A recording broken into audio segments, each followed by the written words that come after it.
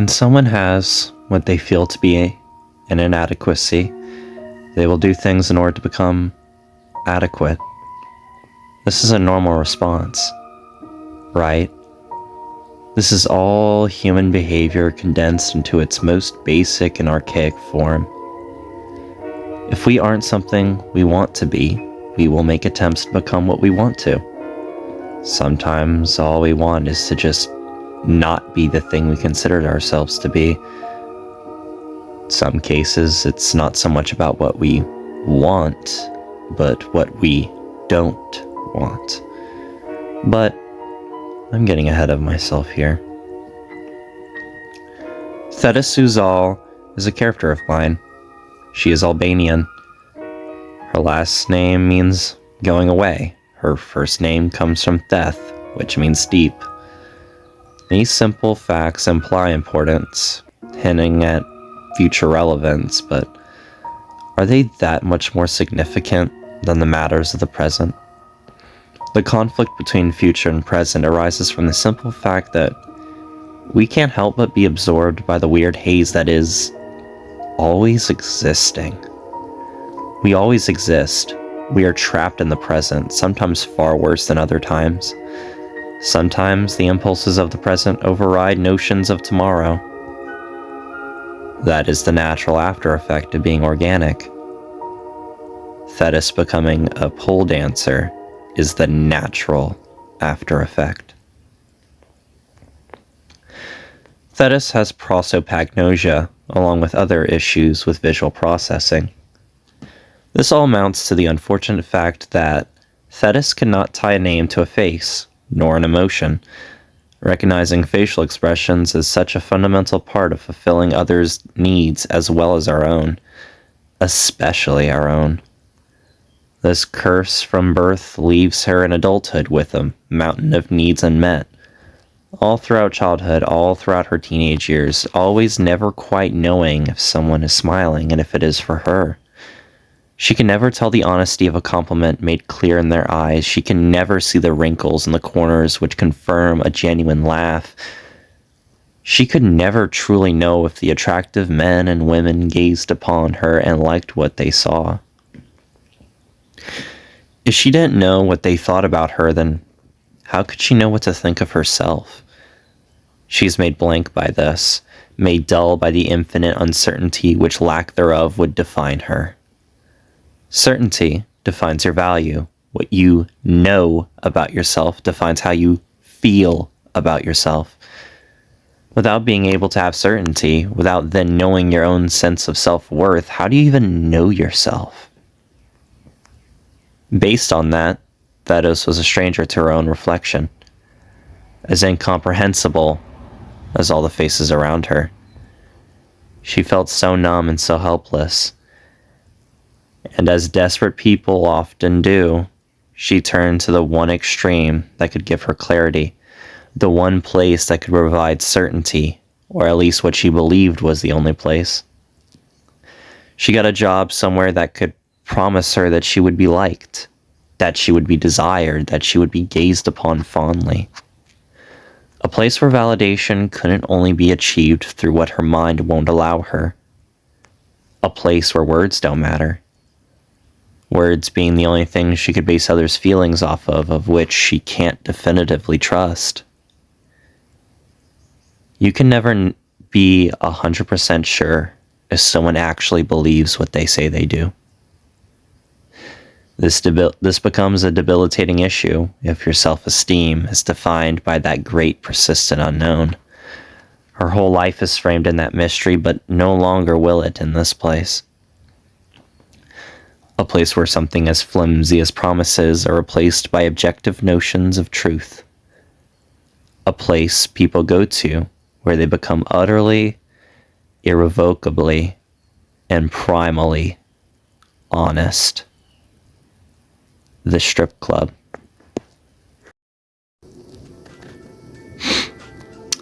Now, for a moment I just want to sit back and just thank you for getting this far into the video. Many of my characters in my writing represent something very personal to me, and in a way it feels like you're comforting me by listening to me rant about someone else. It means a whole lot, It really does, especially considering this is my first video with an actual script that's professional in any manner. One more thing before we get back to the video essay. I'm going to take a brief moment to give my personal thoughts at the end of every big segment. Again, a lot of my characters are emotionally tied to me, so I think it's vital that you get that emotional perspective as we go along. Lastly, remember to eat and drink. Real people are ultimately more important than fictional ones by the end of the day. Perhaps you could even take a bath. But anyway, let's pick up where we left off, shall we? Thetis worked for a couple of weeks at that club, immersed in the knowledge that she is seen as desirable by the patrons without a doubt. Validation came as a continuous stream. Every evening an affirmation she has waited years to finally receive. She was the center of attention. The people who gave her that attention were people she wholly knew the intentions of. After all, the people who go to those sorts of places only have one reason to ever be there. This holds true despite the facade of professionalism exhibited by a certain CEO that once walked through the double doors. Flamur Kukui, owner of a swimwear modeling magazine, enjoyed Thetis's performance and offered her a job, citing that she has the perfect body for it. Of course, this is the most suspicious thing for any boss to do. Thetis was aware of how unprofessional and concerning this clearly was, but the idea of her body being praised by articles, pictures seen on magazine racks, was too promising for her to pass up. The need for validation will often cause lapses in judgment, a thing many people are aware of and seek to exploit. People are made impressionable by desire. The lysergic concoction of hormones, uncertainty, neuroticism, gender dysphoria, and self-doubt is enough to bring anyone into dangerous circumstances. The future becomes irrelevant when the pleading of the present becomes too loud to bear. When your ears are deafened by vicious noise, wouldn't you start running? Wouldn't you just flail about and stumble without direction as long as it brings you farther from what pains you? Who cares where I'm going, as long as it isn't where the noise is? A sentiment all too fine until you're suddenly soaring off the cliff's edge, breaking your neck on the rocks below. Thetis indeed joined Flamur's company, along with many other things she did not foresee. Part of her suspected where things would inevitably go. Yet in the spur of the moment, she decided to ignore the foreboding hints of unease. This was a chance to reach the height of self-actualization, to become the thing everyone sees, wants to become, desires, lusts for, envies. The purpose of buying a modeling magazine is as sure as the one behind those who visit clubs. The similarities are sometimes only heightened by the fact that she won't just be modeling in any kind of clothes, no. She'll be in one's most revealing. That fact is what prompted most of what would later come from her modeling career. In the beginning, it was mostly innocuous work. The calm before the storm consisted of bikinis, palm tree backdrops, cocktail glasses, and the sensual application of sunscreen. Everything was fine. The eyes on her were her dream, even temporarily after she learned the true intentions behind them. The progression came slowly but surely. Compliments on her hips, smaller thongs, skimpier tops, a joke made here and there by the staff, the private conversations.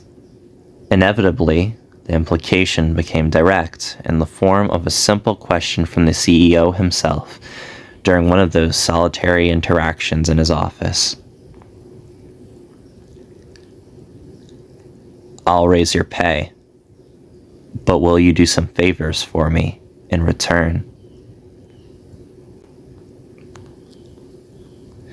For the second intermission, I must point out that some facilities are likely to be abused purely by the beneficiary structure of them. Homeless shelters, mental asylums, churches, summer camps. They all bring vulnerable people far away from the watchful eyes of society, with an upper hand given to those who run the institutions. Some organizations happen to be perfectly built for an abuser to abuse and get away with it. All the ones previously mentioned also have a clear power imbalance. Companies also contain a hierarchical structure that is easy to exploit. This is especially true in the swimwear and fashion industry as a whole. Although I can't personally relate to workplace harassment, especially not on this large of a scale, I am very experienced with men abusing those who they know they can abuse. The power dynamic is a game they are good at playing. The game is built in their favor as far as industries go. Even though Thetis is more led along by emotional manipulation, consciously exploited by her drive for validation rather than wholly by force, she still represents a victim of the system. This isn't to say that she isn't in any way controlled by more typical tactics like threats and blackmail rather than codependency. That is something I'll go into later. For now, I'll continue.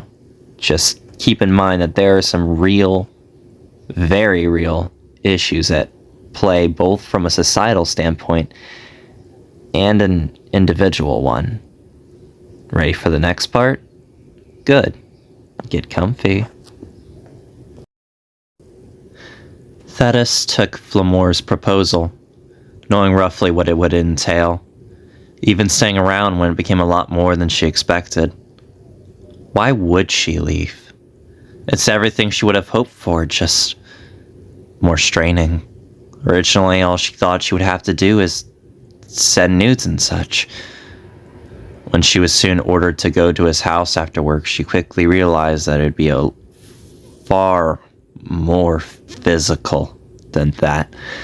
Another thing she quickly understood was that this was not going to be as isolated as she typically was in his office.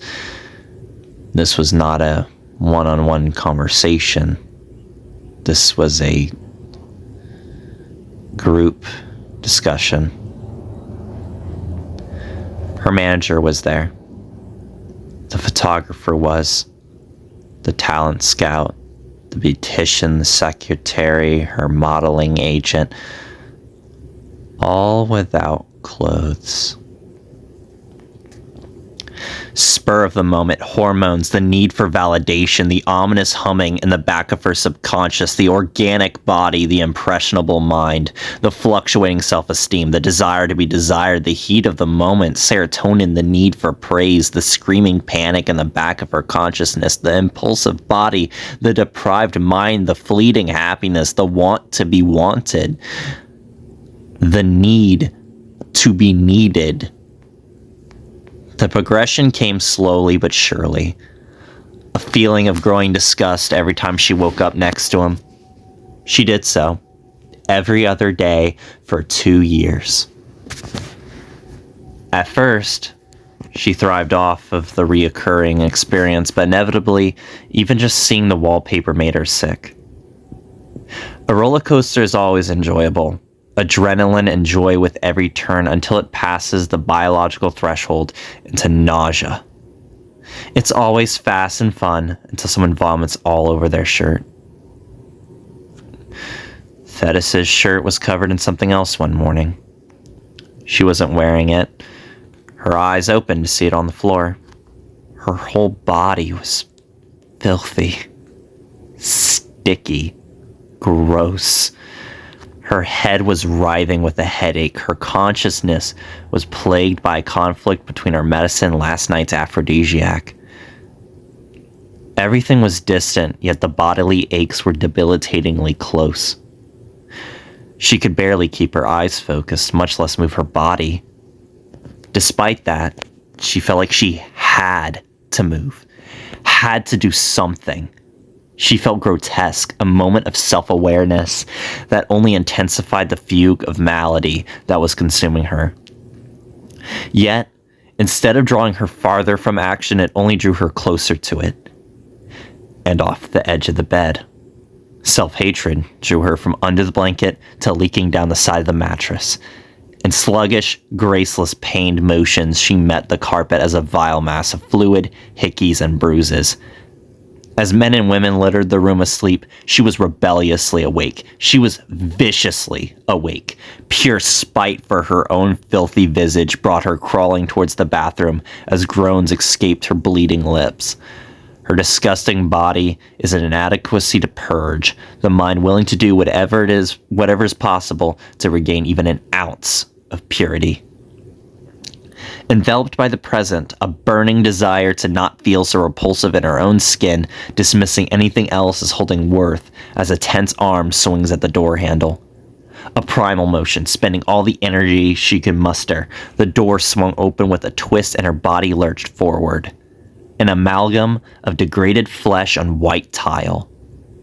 She got that door shut with as much vengeance for what laid on the other side of it as she had for the space between her legs. Stifled groans and pitiful yelps, gritted teeth and neurotic fury.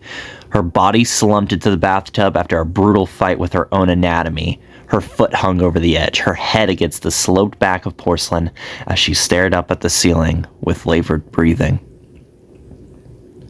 Light barely breached the darkness, crawling in as dull rays from a high window as she then rose her foot from its place to another. Toes curled around the right shower knob and twisted before then dropping in one strenuous motion. Cold water then started rising, surrounding, enveloping. She turned off the water and laid, submerged in the pool of Bethesda. There's so much to say, isn't there? Thetis, longing, desire, need. She's one of millions of real people who have fallen so far just because they want to finally feel good about themselves. Is it really so terrible to want that? To just want to feel pretty, or hot, or attractive, or desired, or liked? Is wanting something so basic worth getting punished so harshly? That question naturally comes with any fault that arises from the simple fact that we are fleshy little organic creatures who hunger. We want all these silly little things, inconsequential little things that make us so happy, yet we get treated the way we do. We get abused, we get manipulated, we get tricked, we get exploited, we get hurt. All we wanted was the bare minimum, yet we received the maximum of suffering for it. Thetis represents a very primitive aspect of the human condition that we can all relate to in some way. We all desire, we all have needs, and we are all deprived. Some small issues can become debilitating, as is the nature of being deprived of the bare minimum. It always starts in some small, almost unimportant form, perhaps even juvenile. As a child, all Thetis wanted was to know she was liked. It's no deeper than that. It's as simple as that. Despite this, look where it inevitably brought her. Wanting to know she was liked developed into needing to know she was liked. That evolved into being desperate for certainty and doing desperate things as a result. That brought her to pole dancing, then quickly brought her to her boss's bathtub as a battered mess. Thetis is a symbol of our biological, mental vulnerability and the lengths we're willing to go to satiate its impulses. In short, she is unbearably human to herself. I like to use her to cope when I am unbearably human to myself. Hopefully, she has some of that effect on you as well. For now, we must continue onwards. Thetis, basking in liquid purity, looked down at the water that had settled at her chin. With sore wafts of her floating arms, the filth slid off with ease. It was almost magical, if just not surreal. Her body was crushing under the weight of gravity and the ineptitude to push against it. Yet in here she feels weightless. Her sins shed and her aching muscles ascend. Everything is light, a burden absolving in the faint waves. She struggled for so long, all alone, and now something has finally shouldered her. Her eyes closed as the chill gripped her skin, heaving her up as her breath steadied under the weak glow of night.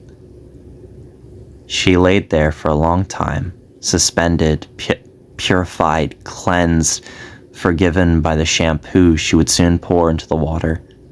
She grabbed bottles at random, not even knowing what they were for, and incapable of reading in the dark. All of them were emptied into the tub. The layer of suds soon hid all remnants of her body under the foam, casting white shadow over all the bruises, hickeys, and scratches. Any bodily fluids came off like magic, serene and affirming.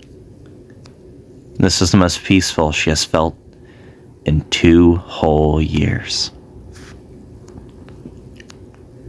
She acknowledged that, even while her body still stung in places, even while her mind still stung in some places, the roller coaster has finally come to a stop. She is finally gathering her breath, finally a moment of methodical clarity that has escaped her for years. She can finally wipe the vomit off her shirt and get herself together. She can see glimpses of a future existing outside of the perpetual present. She realized that she must seek out that future. She must never return to this filthy place with filthy people. She'll leave all of it behind, but not what the bathtub taught her, not how it felt. Water, purity, cleanliness, liquid aspirations, and clarity. Focusing on purity will keep away the filth she now detests more than ever before. She will get her life in order. She will rid herself of the inadequacy that is living this whole putrid lifestyle. She will be free, even if she doesn't yet know how. She will run away from this hell, even if she doesn't know where to go, as long as it is far away from here. The difference between her first blind sprint that led to misery and now is that this time she will keep her head straight. She will stay focused. She will make sure she doesn't soar off the cliff's edge. She will be smart. She will have herself under control. This will all be a waste if she failed to do so. She will fix her problems in a way that won't hurt her, and in the process make all the self-loathing be worth something. We're nearing the end of the video, the final part where I discuss the new direction of her life and how the previous events impacted her. I won't go into the entirety of her future because of just how long it would make this video, mainly because of how many entirely new people and concepts I'd have to introduce. Having said that, though, it's not as if her past is dwarfed in importance by the future and its external struggles.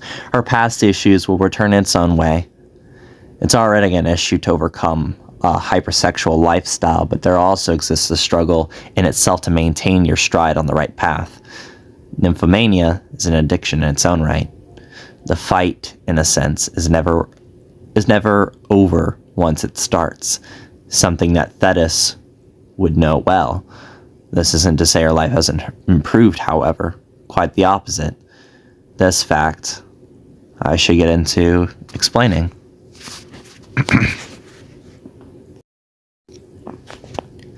Following the incident that changed her life, she created an excuse for Flamur on why she is leaving his employment. She cited all sorts of family-related issues, her parents becoming worried, people getting suspicious, which he accepted, since if people are suspicious of her, then they'll be suspicious of him. Although the trick worked swimmingly, it wouldn't fix one particular issue concerning the thousands of sex tapes they made with her. This isn't really a new fear of hers. Thetis had to immediately run to them at their beck and call. They never explicitly threatened her, but their obvious superiority implied all they would need to put her in her place. She didn't want to think about what would happen if she denied serving them on her bad days, considering they could easily blackmail her. They ruled over her with the completely nonverbal, implicit threat of putting her filthy self in the spotlight to others. Although she was never trying to escape, per se, or particularly wanted to, she knew she potentially couldn't.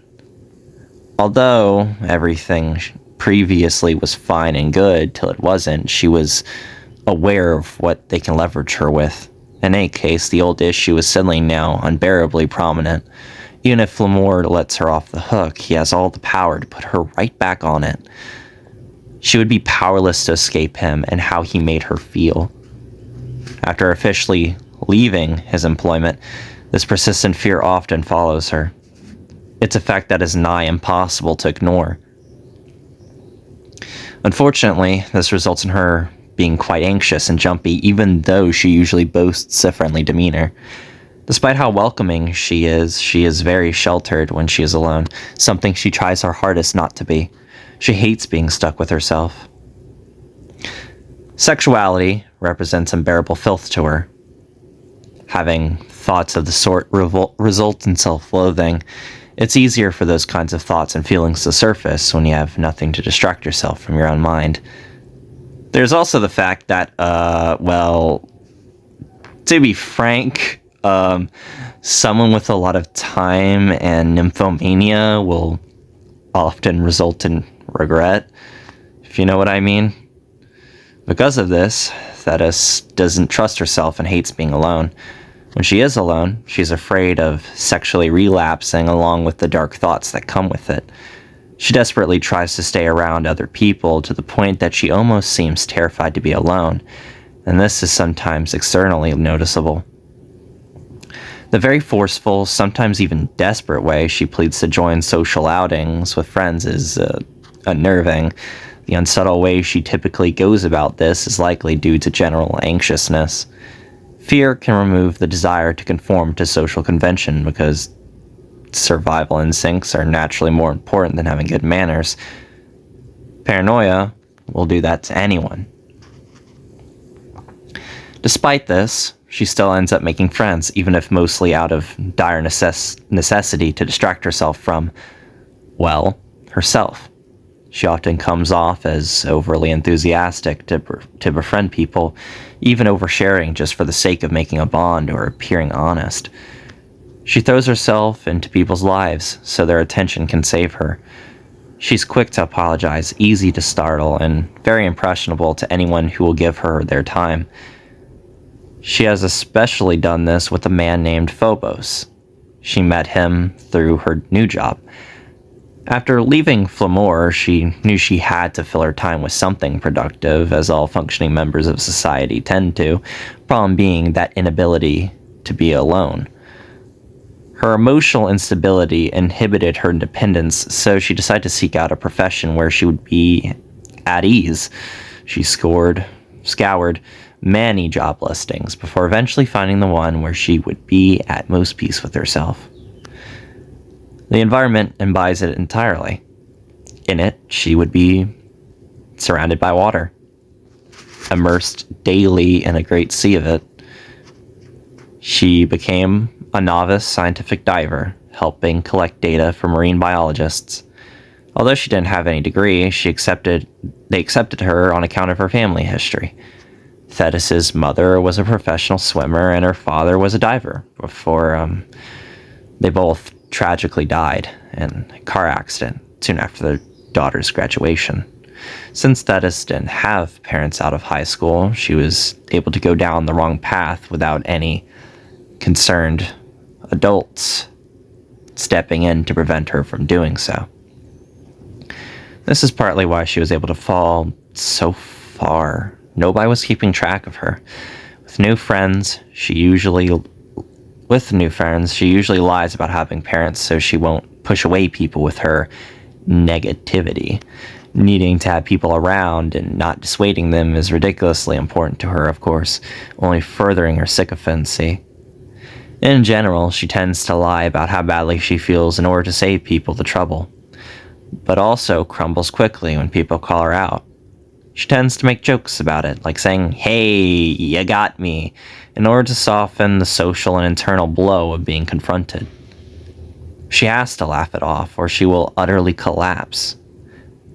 There's so many things weighing down on her that only the waves can temporarily resolve.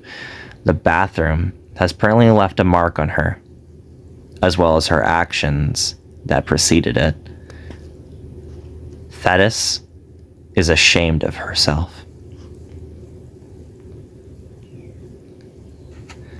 She believes that all of her problems are her own fault because she must be inherently dirty, since she is the one who willingly agreed to do the sexual favors in the first place. Despite Thetis's hypersexual tendencies contributing to this, for emotional reasons, she's actually sex averse. To avoid being seen sexually, she abstains from ever wearing anything that shows a lot of skin. She even goes as far as trying to cover up as much skin as possible at all times. This doesn't resolve the internal push and pull of her hormones, though. Her body hungers for satiating the impulse, but her mind hates it. Because of this relationship between feelings and instincts, she's constantly fighting herself. She feels so guilty and abnormal for having this frequent battle between body and mind. There's a lot of shame that comes with her recurring, lewd, intrusive thoughts. Despite being very human reactions, she's still hard on herself for having them. She is cruel and pitiless to the natural processes of her biology, even going beyond that to Thetis' psychology and past, which also justify these thoughts as being not her own fault. Ultimately, her inadequacies aren't as horrible as she perceives them to be. Sure, they are an issue to be dealt with, but she isn't a disgusting person for having them, especially since she hates being this way so much. She has regrets, which is good, but hating herself so severely is not. In spite of this, she is still spiteful towards herself. She still sees a filth to purge, an inadequacy to wash away. Thetis has developed a very impulsive need to clean herself. Not because of germophobia or hygiene, but the therapeutic side of purification that it represents. She lies and says that she just hates germs, but people notice how much she seems to panic when she doesn't have hand sanitizer at the ready. She hates herself whenever she has lewd thoughts, making her feel as if she is still that dirty person from her bikini modeling days. Anytime those thoughts come up, she rinses, clean her hands and mind. The spirit of the bathtub persists, even if she'll never see Flamour's home ever again. Hopefully. Her almost excessive coping mechanism isn't really that outlandish when you consider the fact that she has paranoia grounded in the unavoidable truth that several executives are out there with several gigabytes worth of blackmail and nothing stopping them from using it against her. At a moment's notice, she would wake up once more in her old boss's bed. The shame in knowing that thousands of videos might exist on the internet of her doing the most distasteful things she has ever done, that anyone could find them, that anyone could watch them. This makes her deviant past a near constantly looming presence, a ghost seeking to remind her of her filthy ways. This all amasses into more paranoia, more cleaning, more forceful wiping, more lewd thoughts, more self-hatred for having them. Purity is almost a form of self-harm when she turns to washing her mouth out with soap and scrubs her hands until they turn red. Whenever she reaches her limit, and if she doesn't have a method of purification at hand, she keeps her limbs spread apart and away from herself to avoid coming in contact with her putrid flesh, unbearable in her own skin, frantically preventing anyone from touching her, all in an effort to save them from being infected by what she is made of. In these moments, she would rather die than be herself. She would rather die than be human. Thankfully, she has just met people who are willing to convince her that being human is always better than being dead.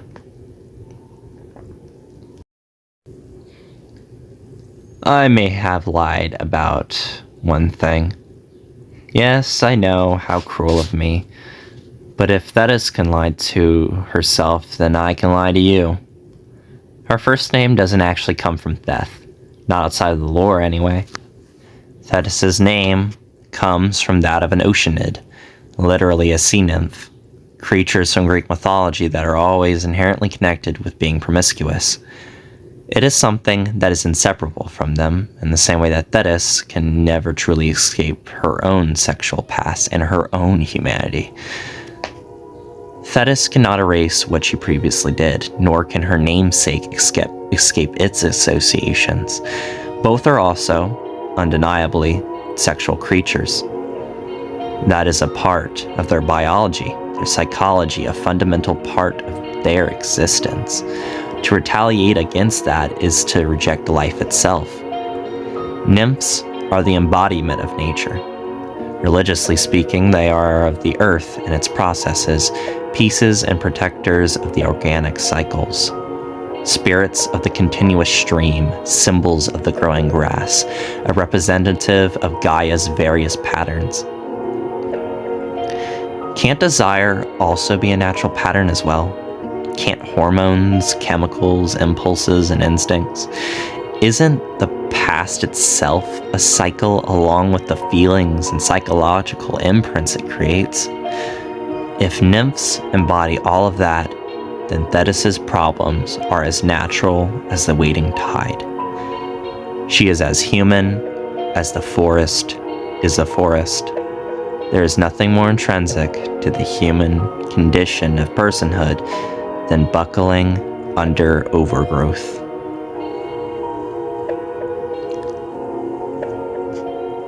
She is unbearably human, and so are we.